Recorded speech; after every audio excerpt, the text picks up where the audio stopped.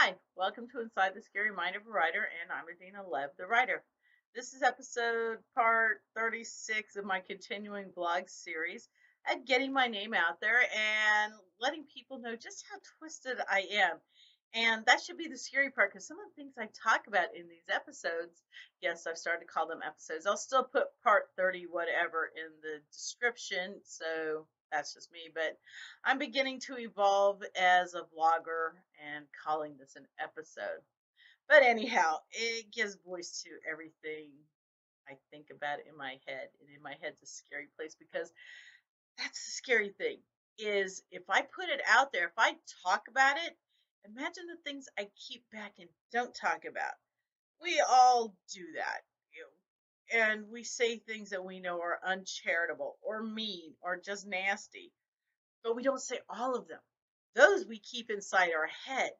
And I decided that some of my characters in the book, they're going to have those thoughts, and the people are going to read those thoughts, but understand that the characters thinking it, not saying out loud.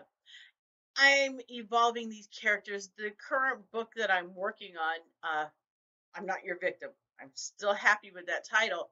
It's based here in North Carolina. So you're going to have the whole Southern experience, and not just from my experiences, but when I talk to people and I read books that are based on Southern characters, and I delve just a little deeper than what the author of that book, because people don't always say what they're thinking, and even writers I see tend to get away from the human side. Think about that. You guys have all done this because I've done this, and you just never voiced it out loud because that whole thing. I hate it when when the little inner voice comes out to be the outer voice. Yeah, no, I'm gonna start putting those in the book because it brings about a reality to these characters. So I do talk about how she went into the bathroom. In The Lost Princess, I have her going into the bathroom, and spoiler alert, that's where she dies, in the bathroom. And it's not because she went to the bathroom that she died; it's because that's where the bomb was planted, and that's how she died. That little voice inside that you don't let out when you're in Walmart and you look at that lady and oh my God, she is wearing those leggings with that shirt and those shoes. And oh God, my thigh is bigger than, oh, some of these people with the thighs that are bigger than whole body. I don't care if you judge me, it is an observation. This woman's thigh was bigger than my hips, and I've got childbearing hips, and all I could think was, wow, that does not work. And damn, they make material that big. And oh my God, bless your heart, you are bold to wear a pattern on your ass that big. It looked like the side of a wall had been painted, or somebody had put a painting up and walked around with it. But yes, I'm going to start putting that kind of stuff into one or two of the characters so that it makes them more real. And you just laugh because you've seen that woman at Walmart or at Harris Teeter or at ShopRite, and you were thinking, wow, that was a bold choice. Oh my God, how did she get that big? Oh my God. And then you say, our society tells us you shouldn't voice those things. Okay, I can think it, but I can't voice it. I didn't say I was going to go slaughter her like a cat being put out to Chinese food. Oh, wasn't that just bad? Oh, but come on. How many times have we've all heard that they eat animals that we consider pets in other countries? The entire rescue groups are for this. So I can't say that because, oh, it makes you feel some sort of way. Well, that's on you. Why should I limit myself to what I write because it might make somebody feel bad that they read it? I've read some things in books, Silence of the Lambs, but you never really got into, you saw what he did, but you never heard the voices in his head directly that made him do these things. So I'm going to start delving into that a little more. I want to do the uncharitable thoughts. I want to have the ricochet of thoughts that go through your head that lead one thing to another, to another, to another, that that you can't talk about because people say, "Oh my God, did you really just say that out loud? That was mean," or "That was nasty," or you know what? There is so much stuff on the internet that even I go, "Oh," and oh God, what's his name? John or Joe Santagato. I think that's it. I love his humor. And some of the things he goes around finding on the internet just makes me say, wow, I want to talk to him. I want to see inside his head. I want to see what he doesn't talk about. I want to hear what he finds that is just too over the line of what he's willing to talk about. And if you watch some of them on YouTube, you know he talks about freaking everything. So I want to know the things he doesn't talk about. That's inside my scary mind. I look at people and I want to know, what are they thinking? What are they not saying?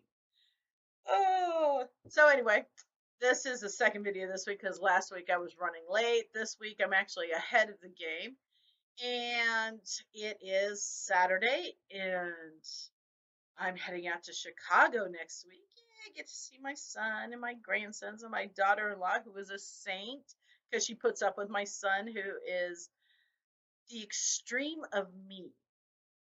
My kids' parents always have a favorite child. They always do. I have 4 favorite children because each one fills a different niche. My son is the extreme. He voices a lot of things that even make me go, why would you say that? That's bad. Then I have Amy. I referred to Amy before. And Amy is the sarcastic end of me. Where I stop in my sarcasm, Amy picks it up and runs with it. And then there's Lexa, who is the very prim and proper, and she makes me hold my tongue because I know I shouldn't be saying things that other people would find hurtful. And so she brings that out. She brings out the consideration of others in me. And then there's Sam. Sam is my sidekick. She is pretty much up for it. Let's go dive off a cliff. Okay. She's not one of those, I'll do it, I'll do it. No, she's like, yeah, that sounds like fun. Let's do that. She is, and they are all 4 of my favorite children for different reasons and different situations. Now, if I'm going to go to a bar fight, my son, he's with me because he is just, let's do it. Amy, if I have to go into a battle of wits, I'm taking her because she is, like I said earlier, the sarcastic person. If I need to go to a social function or a museum or somewhere where I have to mind my P's and Q's, I'm taking Lexa because she will make sure that I don't embarrass anybody. And then if I'm going to go cliff diving, hiking, whatever, I'm taking Sam. So each of these people are fun to be with because of different aspects of their personality. So, and if you ask other parents, they'll sit there, yeah, I wouldn't want child A to go with me to a social event. I definitely, me personally, would not want to take my son to high tea or a museum or because, oh my God, it would be off the hook. I would just be shaking my head the entire time, saying, oh, let's get out of here. It's like proverbial bull in a china shop. He would make sure everybody was going, oh, he's fun that way. So anyway, episode 36 in the can.